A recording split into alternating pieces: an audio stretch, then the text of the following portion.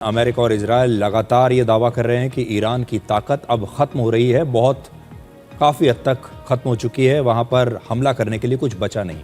लेकिन अमेरिका के एक न्यूज़ चैनल CNN ने यह दावा किया है कि अमेरिका और इजरायल के लगातार हमलों के बावजूद ईरान के पास लगभग 50% मिसाइल लॉन्चर्स और हज़ारों ड्रोन्स अभी भी बचे हुए हैं, यानी अब भी उसकी 50% ताकत बची हुई है और ईरान की सेना के पास अब भी पूरे क्षेत्र में बहुत नुकसान पहुंचाने की क्षमता बची है।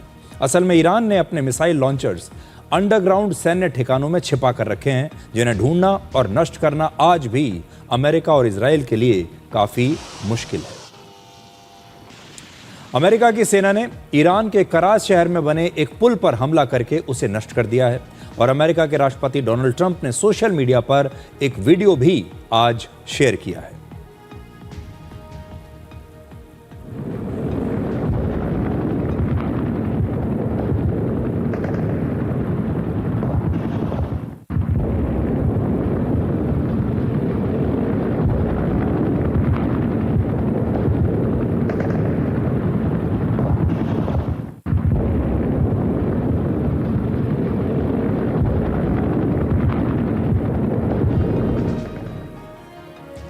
ये ईरान का एक बेहद अहम और महत्वपूर्ण पुल था।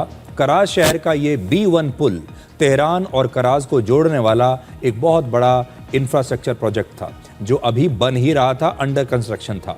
लगभग 1000 मीटर लंबे इस पुल पर 2 बार एयर स्ट्राइक की गई और कुछ ही सेकंड में ये पुल नष्ट हो गया।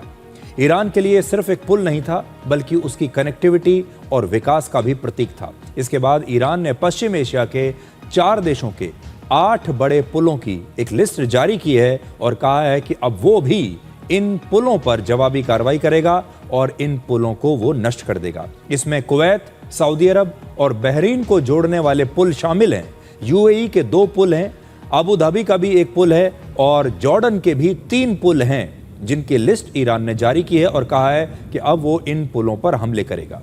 यानी अब ये युद्ध सिर्फ सैन्य ठिकानों तक सीमित नहीं रहा, बल्कि इंफ्रास्ट्रक्चर पर, सिविलियन इंफ्रास्ट्रक्चर पर सीधा हमला हो रहा है।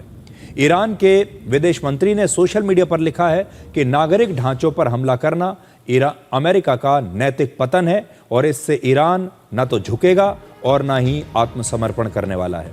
लेकिन इस पूरे घटनाक्रम के बीच सबसे ज्यादा खतरे में हैं आम लोग, क्योंकि अब टारगेट सिर्फ सेना नहीं, बल्कि वो इंफ्रास्ट्रक्चर है जिनसे आम लोगों की रोजमर्रा की जिंदगी जुड़ी हुई है।